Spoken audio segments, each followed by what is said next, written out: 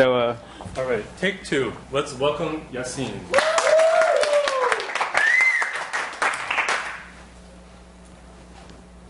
Okay, guys, I'm going to apologize in advance for the fear that I'm going to induce in the room at the moment, right? But just bear with me. I just read something last night. 2 days ago in Cleveland, America, a woman by the name of Amber Wilson boarded a plane. Before boarding, she contacted the United States Center for Disease Control and said that she was a primary contact of Thomas Eric Duncan, the first Ebola patient in the States. And against their own guidelines, they did not tell her to not board the plane. So you have 132 people in the States potentially infected with Ebola.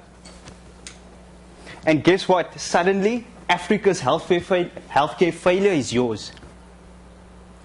How does that happen? How does the United States Center for Disease Control not follow their own guideline and leave the world in what is now really a global red alert for Ebola? If the US CDC can't follow a simple guideline, what makes you think that healthcare facilities in Africa do it? I've been working as an emergency care practitioner. I've been working in clinics in Africa, in South Africa, and the way we follow what should be followed, our adherence to clinical protocols and guidelines is completely putrid. 800,000 patients in one of our provinces come through emergency centers like this every year. Would you believe that 100,000 of them are incorrectly assessed and diagnosed when they come through? Purely because we don't follow a simple standard set of questions and protocols when patients enter emergency rooms. There's less than a 50% adherence to our national care plans for diabetes and hypertension.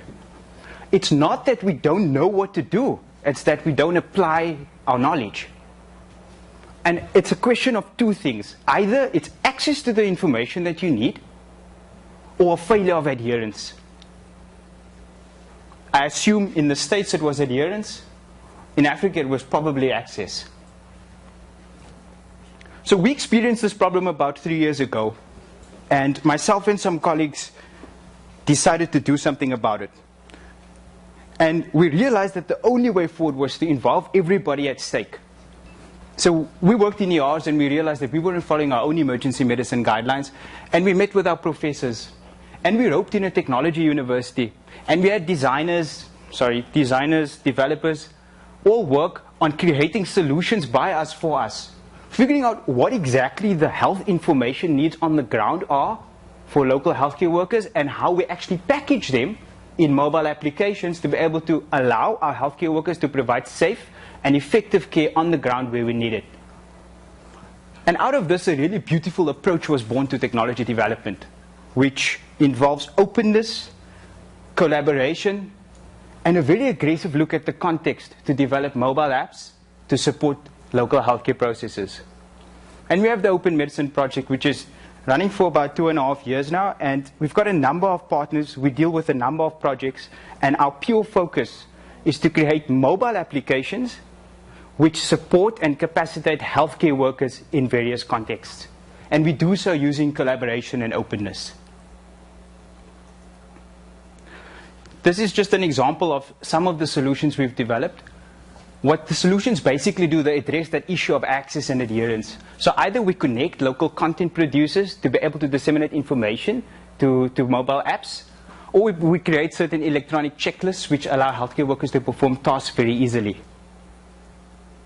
Now, to give you a simple example, this is one of our applications providing emergency care to frontline healthcare workers. You can see that it's actually been downloaded all over the world and quite a bit in India for some reason. This application has been downloaded over 15,000 times over the last 7 months and has been accessed screen by screen about 800,000 times. If even 10% of those instances translate into better care, then we've done our job. But one concrete example is when the news of Ebola first broke, we had immediate access in South Africa to the pockets of 5,000 frontline healthcare workers. And we published the South African Ebola preparedness guideline to their pockets in an instant. And we watched in our analytics, we watched and saw them accessing it. And this is one of the ways in which we use our technology and our context to capacitate our workforce and hope that our country is prepared. So, in closing, we believe that through collaboration and innovation, we will dramatically change and improve the safe and effective practice of healthcare in Africa and the developing world.